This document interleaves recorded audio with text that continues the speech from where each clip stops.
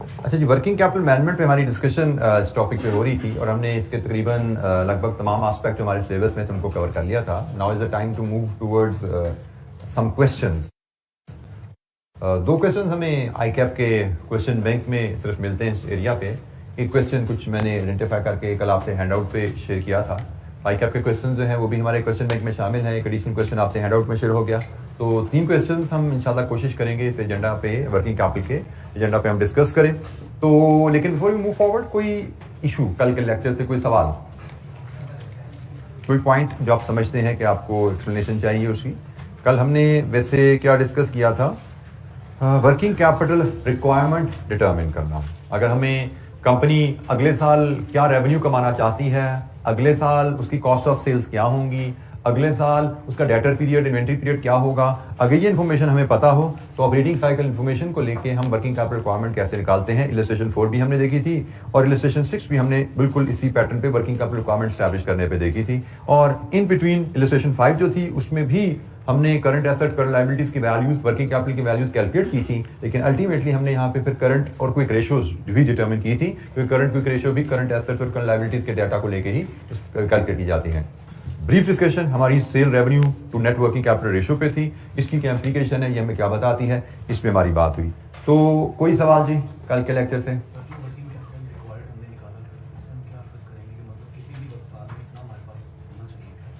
Working capital requirement जो हम value determine करते हैं वो वैल्यू हमें बताती है कि अगले साल हमने अगर जो हम सेल्स टारगेट कर रहे हैं वो अचीव करनी है, अगले साल अगर हमने जो डेटर्स, क्रेडिटर्स और इन्वेंट्री की रेशियोज हम प्लान कर रहे हैं उनको फॉलो करना है, then we will need this much amount as working capital.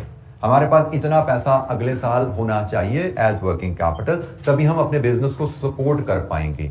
And अगर हमारे पास करंटली वो पैसा अवेलेबल नहीं है, then it is a time to go for its arrangement. अभी से बंदोबस्त करना शुरू कीजिए. ऐसा ना हो कि आप पहले लोगों को चीजें ज्यादा बेच दें, पैसे उनमें फंस जाएं जाके आपके, और सप्लायर आपसे पेमेंट लेने आए, बैंक आपसे इंटरेस्ट मांगने हैं, तो आपका पता लगे मेरे पास तो पैसा ही नहीं है. आप पहले ही एंटिसिपेट करें कि मैंने अगले साल ज्यादा सेल्स करनी है तो मेरे डेटर्स में ज्यादा पैसे ब्लॉक होंगे. कल हमने ये डिस्कशन पढ़ी थी ना कि ऑपरेटिंग साइकिल आपका बढ़ता है तो आपका ऑपरेटिंग कैश फ्लो अवेलेबल कम हो जाता है, क्योंकि पैसा आपका एसेट्स में ब्लॉक हो जाता है. तो आप पहले ही असेस करो कि भाई मेरा पैसा ब्लॉक होने वाला है, मैं पहले ही एंटिसिपेट करके कैश अरेंज कर लें. और मैं फिर एक बार याद करा दूं कि प्रैक्टिकल लाइफ में more businesses fail because of poor working capital management. देखने में छोटी सी बात लगती है, हम शुरू से यही पढ़ते आते हैं, ये capital investment decisions are very critical, क्योंकि large amounts are involved, long term decisions हैं. लेकिन कैपिटल इन्वेस्टमेंट गलत हो जाएगी ना, कारोबार बंद नहीं होते, प्रॉफिट्स ही कम आएगा ना, पर कारोबार चलता रहेगा. लेकिन अगर आपने poor working capital management decision ले लिए तो कारोबार बंद हो जाते हैं. So it is more critical than capital investment decisions. अच्छा जी, हम क्वेश्चन को देखते हैं. पहला क्वेश्चन जो हमारे पास क्वेश्चन बैंक में अवेलेबल है वो तो बड़ा स्ट्रेट फॉरवर्ड सा सादा सा सवाल है. So it should not take much of our time. We should not plan to invest much time on this question. In fact I should से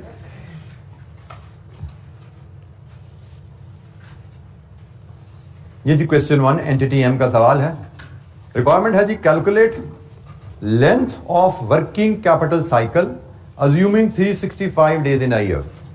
length of working capital cycle, cash operating cycle को यहां पर उसने working capital cycle लिख दिया. कोई work की वारी की बात नहीं है, साइकिल से समझ लो साइकिल ही है, माउंटेन बाइक है या स्पीड बाइक का कोई फर्क नहीं पड़ता है, ये साइकिल ही. ठीक है जी, तो साइकिल हमने कैलकुलेट करना है. वर्किंग कैपिटल साइकिल कह दिया, कोई बात नहीं. पार्ट बी को हम बाद में पढ़ते हैं. वर्किंग कैपिटल और कैश ऑपरेटिंग साइकिल यहां पर उसने क्लियर कर दिया. Of a business is the length of time between payment for the purchase material and the receipt of the payment from the selling the goods. उसने definition दिया जी अपनी पहले, जो कि सवालों में नॉर्मली दी नहीं जाती, लेकिन शायद ये कहीं से इलस्ट्रेशन पिक की गई है, तो इलस्ट्रेशन में इस तरह की चीज़ें दी जाती हैं. तो चूंकि जैसे मैंने कहा, इस पे वर्किंग कैपिटल पुरानी स्कीम में हमारे सिलेबस में होता था सीए फाइनल में, लेकिन सीए फाइनल में इसके सवाल बहुत ज़्यादा एडवांस लेवल के आते होते थे. तो इसलिए आई कैप एग्जामिनर के लिए बड़ा मुश्किल था वहाँ से सवालों को पिक करके सिंप्लीफाई करके यहाँ पे लाना. तो इसलिए शायद ये एक इलस्ट्रेशन किसी और ऑथर या कह लें किसी और पब्लिशर से, जो भी हमारा आई कैप का जो पार्टनर है, उससे बोरो की गई है. तो the table below gives information extracted from the annual accounts of entity M for the past 3 years. 3 सालों का डाटा है जी, ईयर 1 2 3. रॉ मटेरियल, इन्वेंट्री के related data, raw material, work in process, finish goods, purchases, cost of goods sold, sales, trade receivables, trade payables. Inventory की बात तो यहाँ पे खत्म हो जाती है, बाकी आगे दूसरी कहानी शुरू हो गई है. तो बहरहाल ये डाटा हमें अवेलेबल है 3 सालों का। रिक्वायरमेंट है कैश ऑपरेटिंग साइकिल कैलकुलेट कीजिए। कैश ऑपरेटिंग साइकिल से हमें पता लग रहा है कि हमारे एक रॉ मटेरियल डेज निकलने हैं, एक वर्क इन प्रोसेस डेज निकलने हैं, एक फिनिश गुड्स डेज निकलने हैं, एक रिसीवेबल डेज निकलने हैं, एक पेबल डेज निकलने हैं।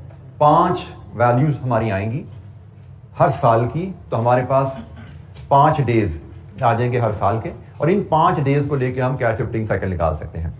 मैं अगर फार्मूला रिकॉल करता जाऊं, क्योंकि बहुत सिंपल सा सवाल है, मुझे नहीं लग रहा इस पर बहुत ज़्यादा टाइम लगाए, हमने अच्छी कैलकुलेशंस की देखी नहीं है, हम सिर्फ फार्मूला रिकॉल करें। रॉ मटेरियल डेज निकालने का फार्मूला क्या होता है? Inventory balance divided with purchases. वैसे तो रॉ मटेरियल कंजम्पशन लेना चाहिए, लेकिन in the absence of information हम नेक्स्ट मोस्ट सूटेबल कंजम्पशन के लिए परचेजेस ले लो। So inventory balance over purchases into 365। ठीक हो गया जी। वर्क इन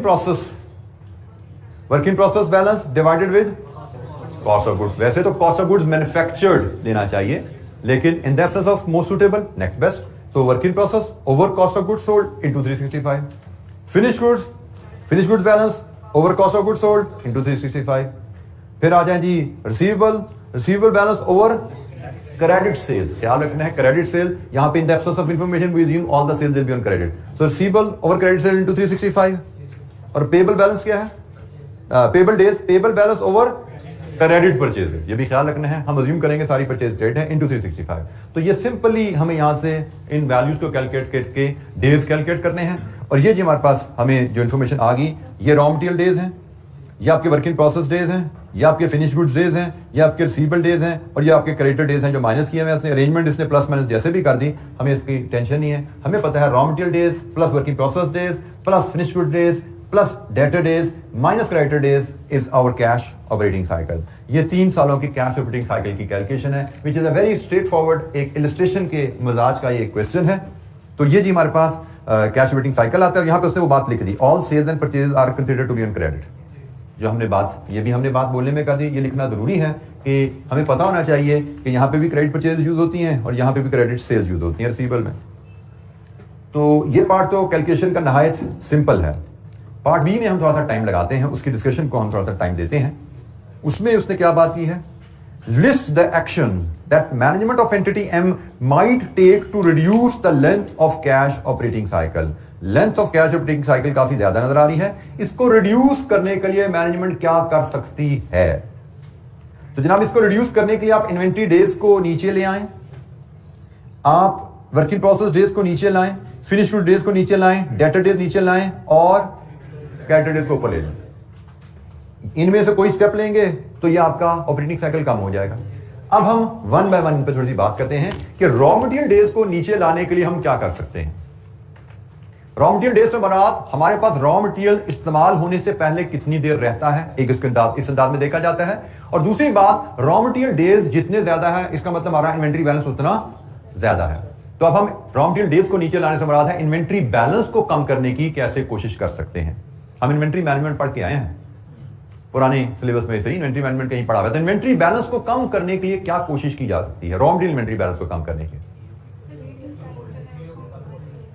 रिलायबल सप्लायर से अगर डील करें तो हम सेफ्टी स्टॉक को एलिमिनेट कर सकते हैं अपने इन्वेंट्री में से, स्टॉक लेवल्स हम कम कर सकते हैं। रिलायबल सप्लायर से डील करें तो स्टॉक लेवल्स हम कम कर सकते हैं। ये एक बड़ा अहम स्टेप है रॉ मटेरियल इन्वेंट्री के उसको कम करने का। इसको मजीद हम कह सकते हैं कि अगर हम लीड टाइम कम कर सकें, उससे भी इन्वेंट्री लेवल कम हो जाते हैं।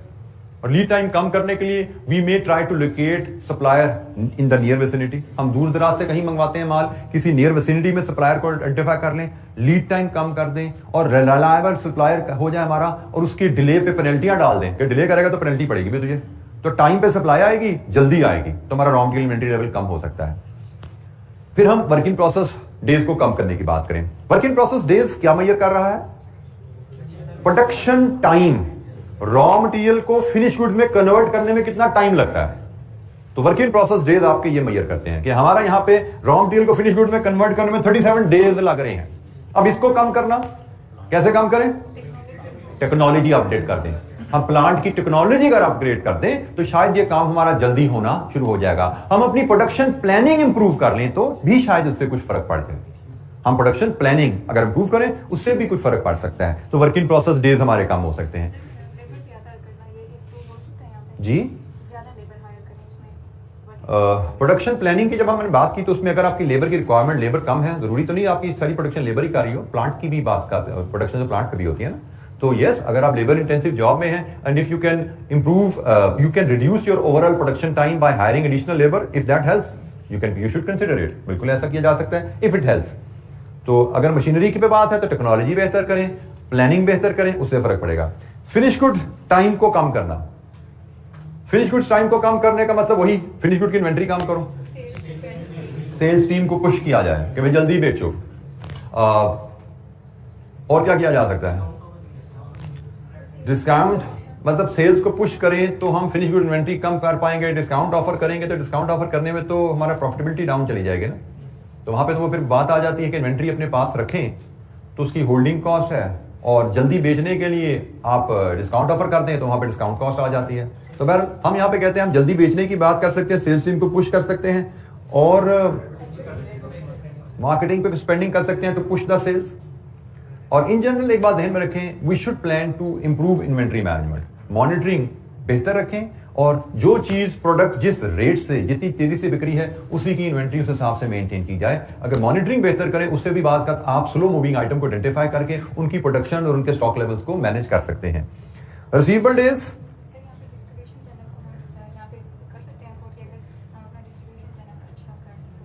बेटा डिस्ट्रीब्यूशन चैनल को अच्छा करने से हमारी सेल्स पुश अगर होती हैं तो मैंने जैसे कहा सेल्स बेहतर करनी है। अगर आपके गोडाउन से चीज़ें जल्दी निकलनी शुरू हो जाएं, आपको उनका पैसा जल्दी आना शुरू हो जाए, आपका डेटर जल्दी बुक होना शुरू हो जाए, दैट मैटर्स। तो अगर वो डिस्ट्रीब्यूशन के थ्रू होता है वो कीजिए, अगर वो मार्केटिंग के थ्रू होता है वो कीजिए, अगर आपकी सेल्स टीम को कोई कमीशन बोनस अनाउंस करने से होता है वो कीजिए। ऑब्जेक्टिव क्या है कि हमारी जो debit debtors credit cost of sales की जो एंट्री है ना वो जल्दी पड़े, तभी इन्वेंट्री लेवल कम होंगे ना।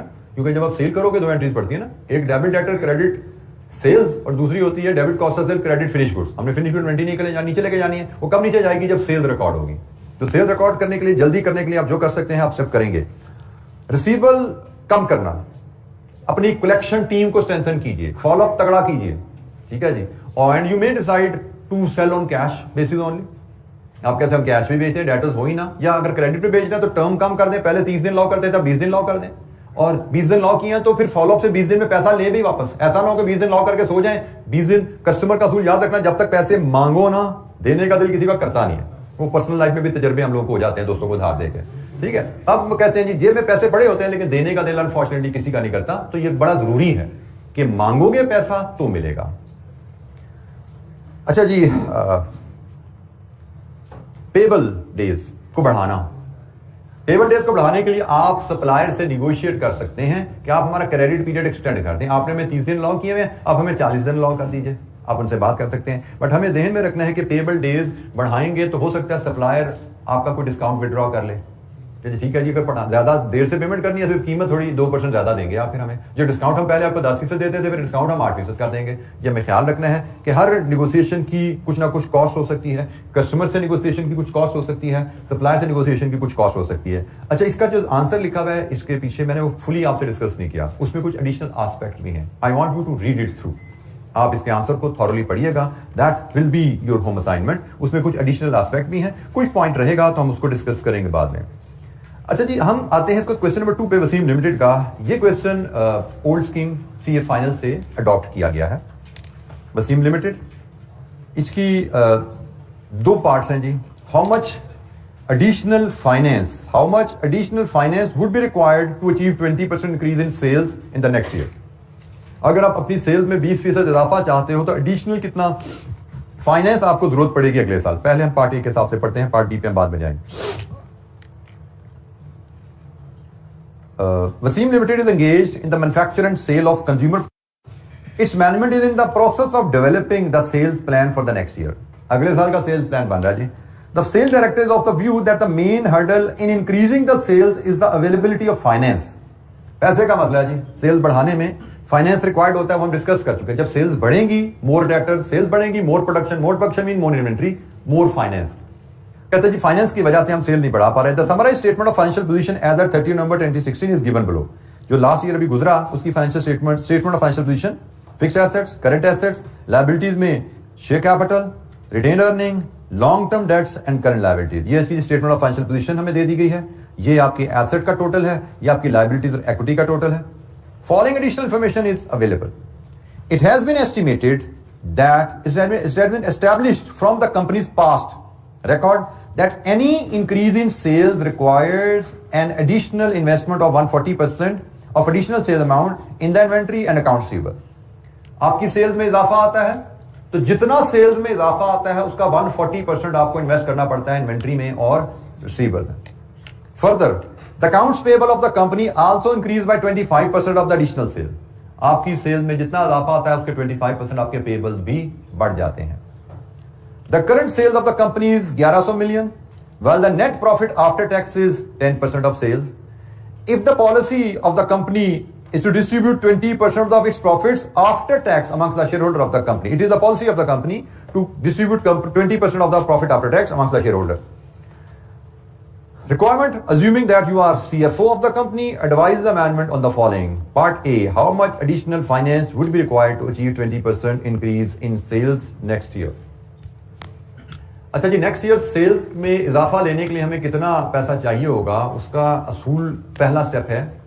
आप देखो अगले साल इंक्रीज्ड टर्नओवर के साथ how much working capital you will require, उसमें से लेस कर दो how much working capital you have now. ठीक हो गया. पहला तो दो चीजें यही हैं. इसके बाद की बात हम आगे करते हैं. तो दो चीजें हम तो पहले वर्कआउट करें.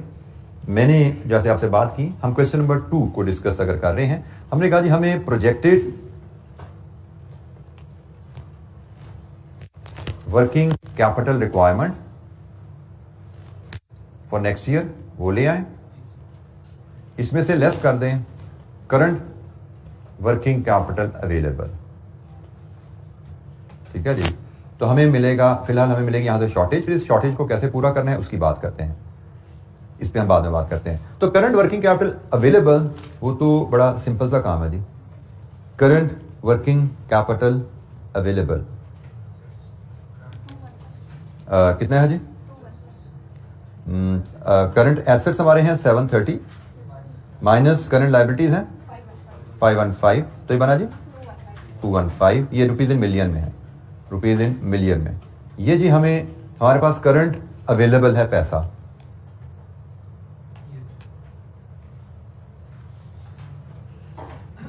अब हम नेक्स्ट ईयर की वर्किंग कैपिटल रिक्वायरमेंट एस्टैब्लिश करें. नेक्स्ट ईयर की वर्किंग कैपिटल रिक्वायरमेंट हमें उसने कहा, बल्कि सवाल को हम और अंदाज से भी देख सकते थे. चले, फिलहाल उसने हमें कहा इन्वेंट्री एंड रिसीवेबल्स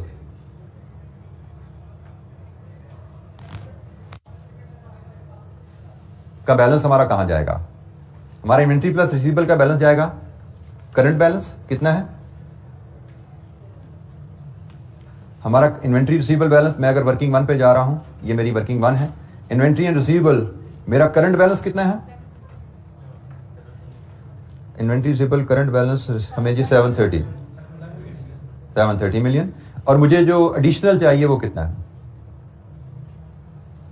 हमें कहा गया है एडिशनल हमें चाहिए एडिशनल सेल्स का. सेल्स कितनी बढ़ने जा रही है अगले साल? ये करंट सेल्स है. अगले साल सेल्स कितनी बढ़ेंगी?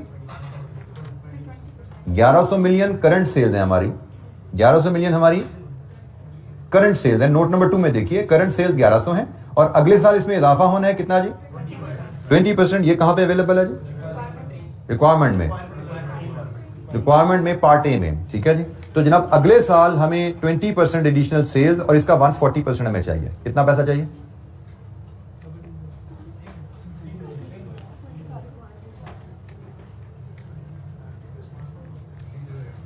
कितना जी? 308 मिलियन. तो जनाब ये आपके इन्वेंट्री रिसीवेबल बैलेंस टोटल कितना बन गया? 1038. ये आपका अगले साल का रिसीवेबल और इन्वेंट्री का बैलेंस पहुंचेगा. सिमिलरली अगले साल आपकी जो करंट लायबिलिटीज हैं वो कहां पे जाएंगी? करंट लेवल ऑफ, हम करंट लायबिलिटीज पे अगर जाएं, इसमें हमारे पास करंट लेवल कितने हैं? करंट इन्वेंट्री है जी आपकी, करंट लायबिलिटीज है 515. इसमें आप एडिशनल रिक्वायरमेंट डालिए. इसमें इजाफा क्या आएगा? सेम एडिशनल सेल्स का 25%. कितना बना जी? कितना बना जी? 55। तो जनाब यहां से देखिए आपकी करंट लाइबिलिटीज कहां पे जाती हैं? 570 570। और फिर आप देख लीजिए आपकी प्रोजेक्टेड वर्किंग कैपिटल रिक्वायरमेंट क्या है? 468। Current assets minus current liabilities, this is A, this is B, A minus B. तो प्रोजेक्टेड वर्किंग कैपिटल 468 है, करंट वर्किंग कैपिटल 215 है। 468 215। तो शॉर्टेज कितनी नजर आ रही है आपको? 253 मिलियन। अच्छा, जब यहां पे एक एडिशनल कॉन्सेप्ट जो है वो हमें सीखना है। यहां पे एक एडिशनल कॉन्सेप्ट हमने सीखना है जो कि इससे पहले हमारी डिस्कशन में नहीं आया। ये चीज तो मैंने आपको थोड़ा सा ब्रीफली आपको बता दिया था कि भाई हमारी प्रोजेक्टेड वर्किंग कैपिटल रिक्वायरमेंट्स में करंट वर्किंग कैपिटल फाइनेंस जो अवेलेबल है निकाल दीजिए, तो एडिशनल वर्किंग कैपिटल रिक्वायरमेंट आपको आ जाती है। आपको जो एडिशनल वर्किंग कैपिटल चाहिए, हमें अगले साल को फाइनेंस करने के लिए इतना मजीद पैसा चाहिए, लेकिन इस क्वेश्चन में इस पैसे के एक सोर्स के बारे में जिक्र किया गया है और वो सोर्स है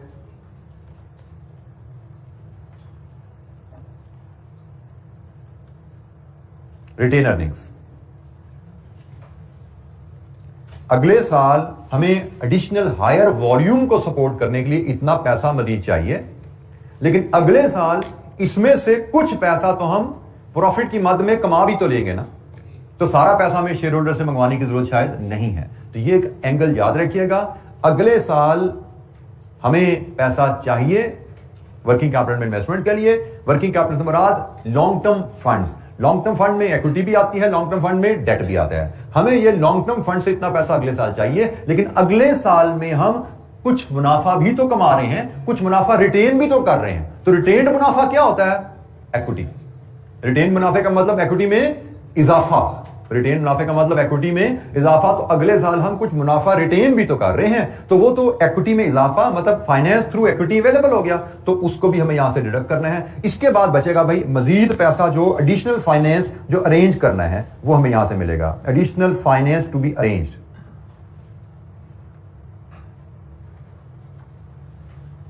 additional finance to be arrange, ये जनाब हमसे रिक्वायरमेंट पूछी गई है। तो अब हम कैलकुलेट करते हैं कि हम कितना प्रॉफिट अगले साल रिटेन करेंगे। उसके लिए डिटेल उसने में दी है कि करंट सेल हमारी 1100 है, अगले साल ये सेल 25% ज्यादा होगी। हम मुनाफा कमाते हैं कितना? 10% of note number 2। Note number 2 sale 20% ज्यादा है, सॉरी सेल 20% ज्यादा है। अगले साल हमारी सेल्स होंगी जनाब ये, और नोट नंबर 2 में कहा गया है कि net profit after tax 10% of sales होता है।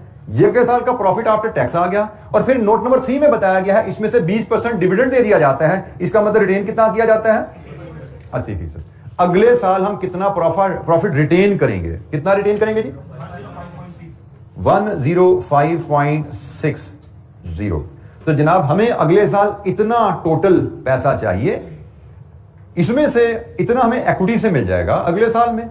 तो हमें कितना पैसा एडिशनल अरेंज करना पड़ेगा बाहर? 147.40। यह है वो पैसा जो हमें बाहर से लाना पड़ेगा। यह हम शेयर होल्डर से लाएं या हम लॉन्ग टर्म डेट से लाएं। हमें टोटल लॉन्ग टर्म फंड में इतना पैसा अगले साल चाहिए, इतना पैसा इक्विटी में हमारा ऐड हो जाएगा। यह पैसा हमें लाना पड़ेगा एडिशनल सोर्सेज से, वो लॉन्ग टर्म डेट से आए या शेयर होल्डर से आए। यह है हमारा पार्ट, इसका 1 पार्ट ए।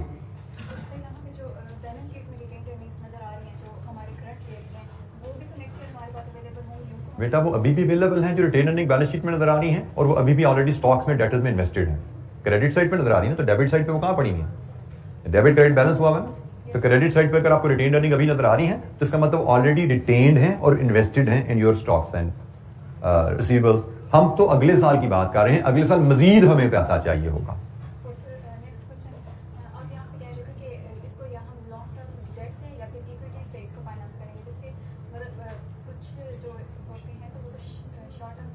बेटा वर्किंग कैपिटल की डेफिनेशन क्या है? Long term finance invested in current assets.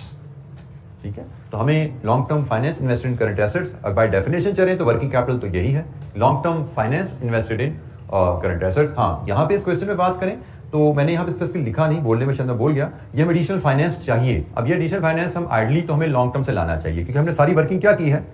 Current working capital requirement, current working capital requirement, projected working capital requirement. Long term से हमें टोटल पैसा मजीद कितना चाहिए, अवेलेबल कितना हो जाएगा, अरेंज कितना करना है। ये सारी वर्किंग कैपिटल के हिसाब से बनी हुई है, ठीक है, लॉन्ग टर्म फाइनेंस के हिसाब से बनी हुई है कि हमारे पास currently long term finance current asset में कितना इन्वेस्टेड है, अगले साल हमारे पास long term finance current asset में इन्वेस्टमेंट के लिए कितना चाहिए, कमी क्या है, हम रिटेन अर्निंग से इस कमी को कितना पूरा कर पाएंगे और बाकी हमें कितना अरेंज करना चाहिए। वर्किंग कैपिटल के रेफरेंस से सारी कैलकुलेशन बनी हुई है। हम वर्किंग कैपिटल के रेफरेंस से ही मैं इसको इंटरप्रेट भी कर रहा हूं आपके सामने। जी कोई सवाल? इसकी कैलकुलेशन की प्रेजेंटेशन आपके एग्जामिनर की स्लाइटली डिफरेंट है, मुझे लगता है वो उसकी ज्यादा एफिशिएंट है। मेरे दिन में पहले यही मेथड है, मैंने इसी से कर दिया, लेकिन एग्जामिनर की प्रेजेंटेशन जो है वो यहाँ पे ज्यादा एफिशिएंट है, but answer is the same. हमारा आंसर ये जो फिगर है फाइनली हमने निकाली है ये बिल्कुल सेम है। तो ये तो हो गया जी पहला पार्ट। अब हम मूव करते हैं सेकंड पार्ट की तरफ। Second part B,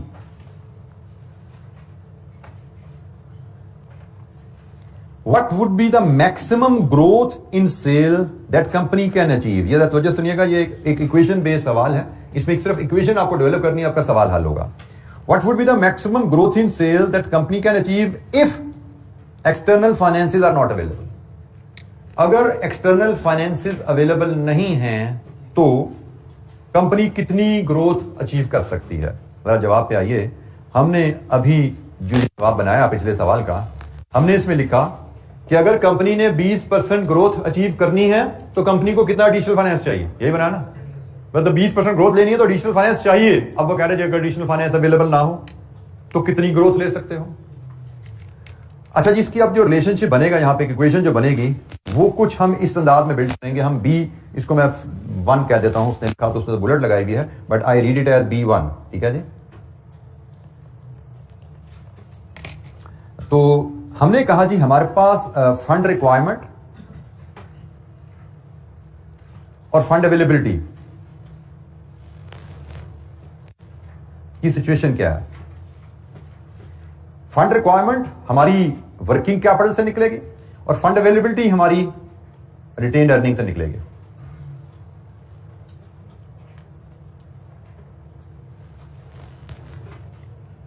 fund requirement, working capital के लिए में एडिशनल फाइनेंस कितना चाहिए, और फंड अवेलेबिलिटी हमें सिर्फ उसने कहा जी रिटेन अर्निंग से मिलनी है, बाहर से पैसा नहीं आना, यही कहा ना उसने। अब इशू क्या है, हमने फंड रिक्वायरमेंट ऊपर निकाली है ये, but this is based on 20% increase. अब मसला यह है 20%, उसी में तो एक्स लग गया, कितने परसेंट ग्रोथ। तो इसके लिए हम एक इक्वेशन बनाते हैं, हम कहते हैं जी हमें फंड रिक्वायरमेंट जो है वो जो है इंक्रीज इन सेल का 140% चाहिए एसेट्स में डालने के लिए, और उसमें से 25% हमें मिल जाएगा क्रेडिटर से। तो इसका मतलब मेरी फंड रिक्वायरमेंट जो नेट बनेगी, assuming x is the growth rate, मेरी फंड रिक्वायरमेंट है 1100 इंटू एक्स, ये ग्रोथ इन सेल्स आ गई। इसका 140% ये मुझे करंट एसेट्स में डालने के लिए चाहिए, और 1100x का 25% मुझे क्रेडिटर से मिल जाएगा। मुझे net working capital additional finance इतना चाहिए, ये समझ आती है। मुझे एडिशनल फाइनेंस जो चाहिए, additional sales assuming growth rate is X, मुझे एडिशनल सेल्स का 140% करंट एसेट्स में डालने के लिए चाहिए, और एडिशनल सेल्स का 25% मुझे क्रेडिटर से मिल जाएगा। तो नेट इन्वेस्टमेंट मुझे एडिशनल कितनी चाहिए, और मेरे पास प्रॉफिट से जो पैसे अवेलेबल होते हैं वो सिर्फ रिटेन अर्निंग होगी। मेरी सेल्स अगर 11%, अगर एक्स इज द ग्रोथ, अगले साल मेरी सेल्स जो होंगी वो 1 + x होंगी। इसका 10% मेरा प्रॉफिट आफ्टर टैक्स होगा, और इसका 80% मैं प्रॉफिट रिटेन कर रहा हूं। मसला सिर्फ एक्स का ना, एक्स का मुझे नहीं पता, लेकिन मैं कह रहा हूं अगर मेरा ग्रोथ रेट एक्स है तो जनाब इतना पैसा मुझे चाहिए और इतना पैसा मुझे अवेलेबल होगा। तो ये दोनों चीजें जिस एक्स पे बराबर है, that is the maximum growth rate, क्योंकि मैंने अपनी सारी फंडिंग रिक्वायरमेंट इंटरनल सोर्सेज से पूरी करनी है।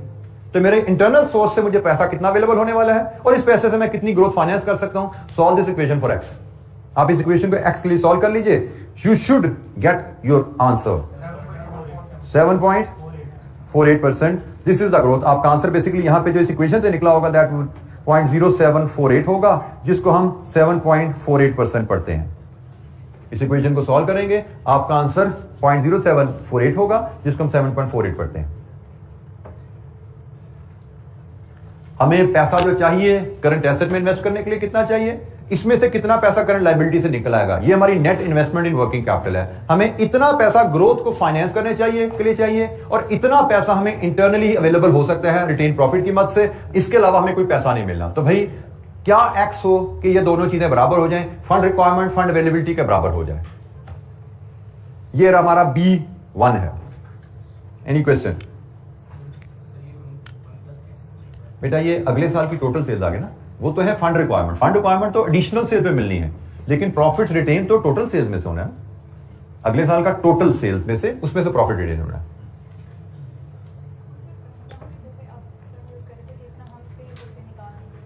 पेबल से निकाल लेंगे बेटा, current asset minus current liabilities होती है ना। तो आपने कैश फ्लोज बनानी सीखी भी है। एसेट्स में इजाफा आउटफ्लो, लायबिलिटी में इजाफा इनफ्लो। ये लायबिलिटी में इजाफा हो रहा है ना, तो ये आउटफ्लो है, ये इनफ्लो है। ये आपकी नेट इन्वेस्टमेंट होगी, नेट इन्वेस्टमेंट होगी। और ये आपकी अवेलेबिलिटी, पैसा कहां से आ रहा है। ठीक है, कैश फ्लो का कॉन्सेप्ट यहां पे अप्लाई हुआ। Increase in assets is outflow, increase in liabilities inflow, this is net outflow, net fund requirement, जो इन्वेस्टमेंट हमारी होनी है। और ये the only source available retain earning, यही बताया गया हमें क्वेश्चन में कि बाहर से पैसा नहीं आना, जो कुछ करना है अपने इंटरनल फंड से करना है। तो इंटरनली हमें इतने सेल्स में से ये प्रॉफिट और उस पर ये रिटेन करते हैं।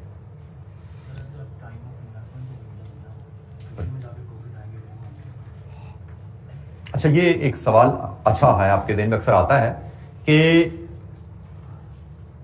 इन्वेस्टमेंट तो हमें शायद साल के शुरू में करनी पड़ेगी, प्रॉफिट तो ड्यूरिंग द ईयर साल के एंड तक कमाया जाएगा।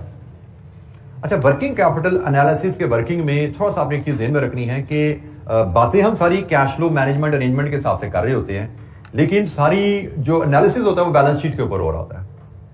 हम यहां पे देख क्या रहे हैं कि अगले साल के एंड पे हमारी बैलेंस शीट में रिसीवेबल कितने होंगे, अगले साल के एंड पे हमारी बैलेंस शीट में करंट एसेट कितने होंगे, करंट लायबिलिटीज कितनी होंगी, अगले साल के एंड पे हमारा प्रोजेक्टेड वर्किंग कैपिटल कितना होगा। बैलेंस शीट में साल के एंड पे हमारा वर्किंग कैपिटल कितना आएगा, करंटली बैलेंस शीट में हमारा वर्किंग कैपिटल कितना आ रहा है, इसका मतलब बैलेंस शीट के हिसाब से शॉर्टफॉल क्या है, और अगले साल हमारी बैलेंस शीट में रिटेन अर्निंग से कितना पैसा डल जाएगा। तो वर्किंग बातें हम कैश फ्लो के हिसाब से जरूर कर रहे हैं, लेकिन ये सारी कैलकुलेशन बैलेंस शीट बेस्ड होती है।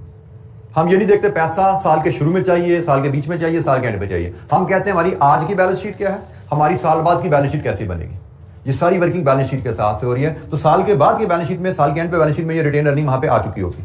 ठीक है, जब ये रिक्वायरमेंट, ये करंट एसेट स्टैब्लिश होंगे, ये वर्किंग कैपिटल रिक्वायरमेंट स्टैब्लिश होगी, ये वैल्यू भी वहां पे रिफ्लेक्ट हो चुकी होगी। सो ये सारा वर्किंग कैपिटल का टॉपिक पे जो डिस्कशन होती है, ये सारी बैलेंस शीट और पीएनएल की वैल्यूज के लेके होती है, जो पीरियड एंड वैल्यूज होती हैं। इसमें हम ड्यूरिंग द ईयर क्या पैसा आ रहा है, क्या जा रहा है, कैश फ्लोज नहीं बनाते हम। ठीक हो गया? तो ये भी पॉइंट ध्यान में रखिएगा, ये क्लैरिटी रखिएगा। Balance sheet financial statement based सारी वर्किंग है, और फाइनेंशियल स्टेटमेंट पीरियड एंड पे ही अवेलेबल होती हैं। ड्यूरिंग द पीरियड में प्लस माइनस क्या हो रहा है उसको हमने फॉलो नहीं करना जी। Any other question? Part B1 एक बार फिर पढ़ लीजिए। रिक्वायरमेंट ये आपके सामने सॉल्व हुई भी है, कुछ चीज समझ नहीं आती पूछिए।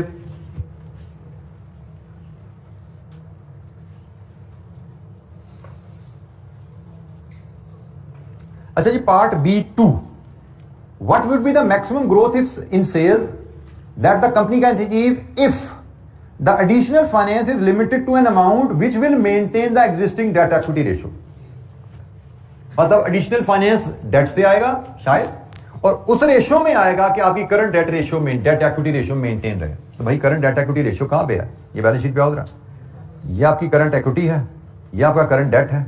तो 465/700 what is debt equity ratio. ऐसा ही है ना, ये डेट है, ये इक्विटी है, लॉन्ग टर्म डेट पे कैलकुलेट होती है। कितना है डेट इक्विटी रेशियो? 0.66। अगर हम परसेंटेज में कहें तो 66.44%। ये है जी करंट गियरिंग रेशियो। 43 परसेंटेज में नॉर्मली हम गियरिंग रेशियो को मॉनिटर करते हैं। तो जनाब हमारी करंट गियरिंग रेशियो 66.43 है। अब जरा सवाल दोबारा पढ़िए।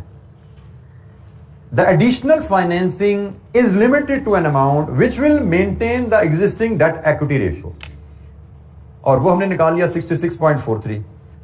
अब यहां पे हमने कहा था फंड अवेलेबिलिटी सिर्फ रिटेन अर्निंग है, लेकिन पार्ट बी में कह रहा है रिटेन अर्निंग नहीं है, डेट भी है। तो अब मैं एक और इसकी मैं इक्वेशन बनाऊं इसी अंदाज में। फंड रिक्वायरमेंट हमारी वही वर्किंग कैपिटल से आएगी एज बिफोर, लेकिन फंड अवेलेबिलिटी जो अब है वो रिटेन अर्निंग से भी मिलेगी plus 66.43% of retain earning, retain earning, जो कि यकीनन डेट है। पहले था सिर्फ रिटेन अर्निंग से पैसा आना है, अब वो कह रहा है जी जो आपकी करंट गियरिंग है ना, उसी गियरिंग के हिसाब से एडिशनल फाइनेंस अवेलेबल है। तो करंट गियरिंग का मतलब क्या है? 66.43% ऑफ इक्विटी डेट अवेलेबल है, ऐसा ही है। तो ये पैसा हमारा इक्विटी में ऐड होना है ना अगले साल, ये पैसा हमारा अगले साल इक्विटी में ऐड होना है। तो इसका मतलब अगले साल हम इस पैसे का 66.43% डेट भी ले सकते हैं। तो टोटल फाइनेंस अवेलेबल हमारा क्या है? अब इसी के हिसाब से हम इक्वेशन को अगर रिवाइज करें, ये साइड तो बिल्कुल वही रहेगी जो पहले थी, ये साइड तो इसमें कोई चेंज नहीं आ रही, चेंज आएगी इस साइड पे, right side of the equation. एक है इक्विटी, ये इक्विटी की इक्वेशन एज बिफोर जो हमने बनाई थी, लेकिन अब हमने इसमें इसके अलावा डेट भी ऐड करना है। वो क्या है? 1100 into 1 plus x into 10% into 80% into 66.43%। लीजिए जी, अब इस इक्वेशन को दोबारा एक्स के लिए सॉल्व करना है आपने। पहले हमारे पास सिर्फ ये इक्विटी से फाइनेंस अवेलेबल था, अब वो कहता है जी इक्विटी के हिसाब से पुरानी डेट इक्विटी रेशियो देखो, उस हिसाब से एडिशनल फाइनेंस आप डेट भी ले सकते हो। तो ये जनाब उसी रेशियो के हिसाब से हमने जो करंट रेशियो है उसके हिसाब से हमने डेट लिया। करंट रेशियो हमने कैलकुलेट की थी, वो 465/700 इंटू 100, 13.09। अगर हम करंट डेट इक्विटी रेशियो के हिसाब से एडिशनल डेट फाइनेंस रेज कर पाए तो हम 13.09% की ग्रोथ हासिल कर सकते हैं। इतना पैसा हमें इक्विटी से मिलना है अगले साल। हम इस इक्विटी का 66.43 अगर डेट भी रेज कर लें तो टोटल फाइनेंस अवेलेबल हमें इतना हो जाएगा। Then we will able to finance 13.09% growth. जी, एनी क्वेश्चन, कोई सवाल?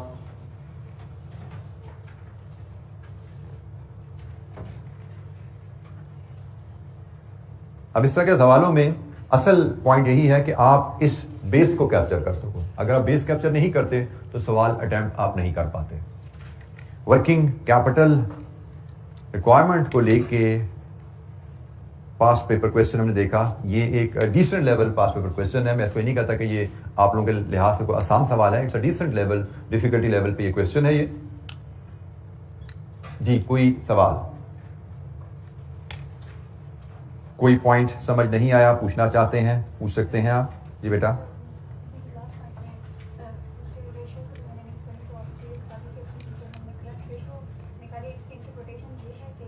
बेटा मैंने इस सवाल में करंट रेशियो कहीं नहीं निकाली, मैंने इस सवाल में सिर्फ ये डेट इक्विटी रेशियो निकाली है। ठीक है, ये डेट इक्विटी रेशियो आपकी कैलकुलेट की जाती है, इसका फार्मूला होता है long term debt over equity, और ये परसेंटेज 100 में ली जाती है। ठीक है, ये आपका लॉन्ग टर्म डेट है और ये आपकी इक्विटी है। इक्विटी कहां से आई है? ये share capital plus retain earning, ये आपकी इक्विटी है, ये लॉन्ग टर्म डेट है। तो long term debt over equity ये है रेशियो जो हमने कैलकुलेट की है।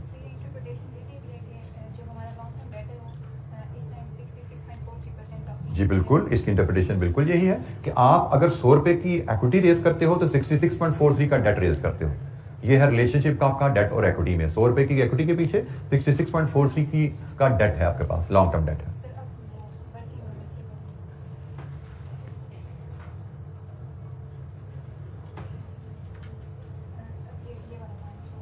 बेटा ये आपकी इक्विटी है जो अगले साल आपको मिलेगी, तो इसका 66.43 डेट भी आप ले सकते हो।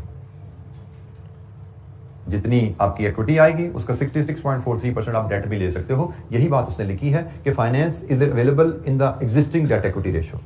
जिस रेशियो में आप एग्जिस्टिंग आप लेके चल रहे हो डेट और इक्विटी को, उसी रेशियो में आइंदा भी आप लेके चल पाओगे। जी, एनी क्वेश्चन, कोई सवाल? अच्छा जी, आज के लिए हम डिस्कशन इतनी ही रखते हैं। टाइम हमारा 9:55 हुआ है, अभी हमारे पास 5 मिनट तो थे, लेकिन आगे हम चूंकि एक और एग्जामिनर क्वेश्चन डिस्कस करना चाहते हैं, that will require some more time. तो वो हमने क्वेश्चन नंबर 3 जो कल आपको हैंडआउट शेयर किया था ग्रुप में, वो क्वेश्चन हमने शेयर करना है।